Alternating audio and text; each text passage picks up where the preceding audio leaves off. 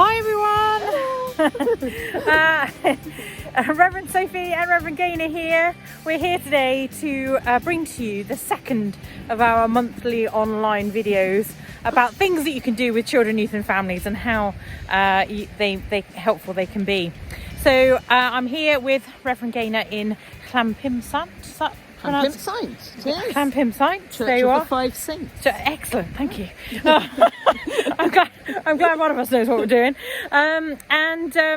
We're here today. We're going to talk a little bit about Forest Church. And Revd Gaynor has got a regular Forest Church that meets and knows all about Forest Church. She's going to tell us a little bit about it today. We know all about it. I know a little bit about it.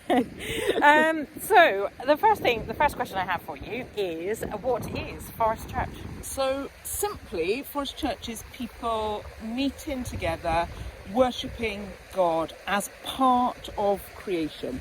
So Forest Church always happens outside, that's why we're outside. It's nice, isn't it? Whatever the weather, Forest Church happens outside, but it's not going into nature, it's trying to worship as part of it, to realise that we're part of God's creation and we interact with it, and out of that, naturally, for a lot of people, comes worship. So so you're in the sermon. Nice. Yeah. So what does it look like in terms of, because for those of us who do church on a regular basis, church generally means gathering together, saying prayers together, singing songs together. So what does Forest Church look like?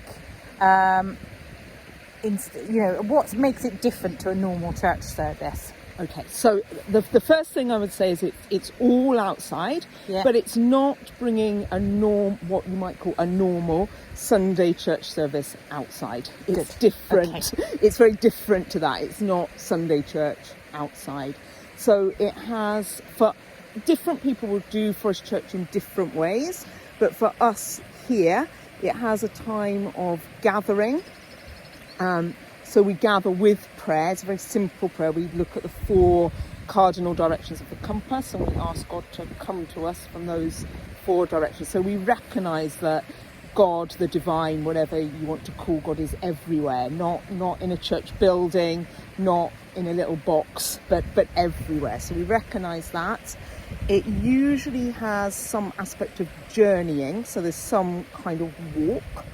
And it has quite a lot of wandering. So it has time, hopefully, just to look at what's around us, to wander, to interact with nature.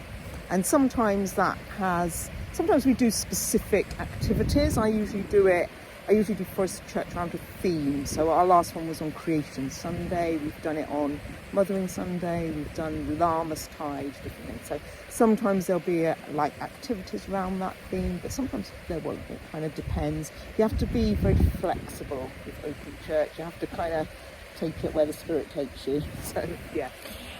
What would you say are the advantages of Forest Church over normal church in terms of children, youth and families?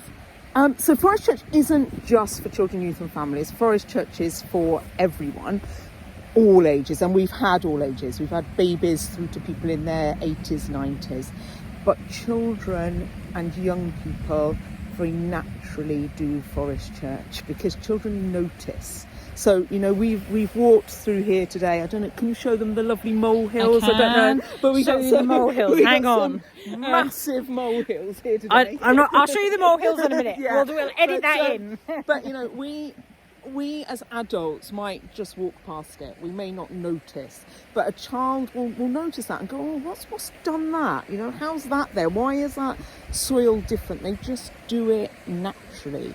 And they can run around and it's not constrained. And we do have times when we try to be quiet. We do have times when we do silence, but again, that more naturally, I think, for some young people and children, happens outside. Because if you're silent here, be silent for a minute. It's not silent, is it? No. There's so much to listen to notice. So, yeah, kids just seem to naturally get it often. And what are the disadvantages of doing Forest Church? The disadvantages of doing Forest Church is you have to have plan A, B, C and D. And you have to be prepared to go with it a lot. So and you have to do quite a lot of planning and preparing people, because we don't ask people to book in for Forest Church. People just turn up, so we never know who's going to come. We don't know what ages they're going to be. We often don't know what their mobility is going to be like. So if you've planned obviously you're not going to plan a 5-mile walk and not tell people, but if you can't, you might have planned a 5-mile walk and then someone turns up who isn't capable of doing that. So you've got to rethink your plans quite quickly sometimes. You've got to be prepared for every weather, because it happens outside whatever. So unless it's really unsafe for it to be happening outside. But it come rain, come shine, you're outside. So you've got to be prepared for that, and you've got to prepare people. So you've got to tell them what to wear. And make them know that it is all outside. There's no toilet facilities, things like that, so that they know what they're coming to. I think my next question is, if someone in the diocese wanted to start their own Forest Church, where would they start? Where would be a good place for them to begin? I would say have a read. Well, that's back to front. I don't know how we make it the right way, but I would say sort that out, don't you worry. Have a read of this. This is like the sort of the introduction to Forest Church, and it will give you all what it's all about, really.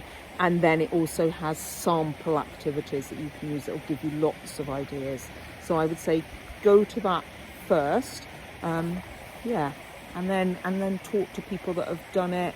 Make sure you've got a proper risk assessment, very important. Very important. Make sure you've dealt with all of that, because that's important. But then just do it, have a go. Yeah, just and it's one of those things. We don't do it every week. You could do it as a one-off thing.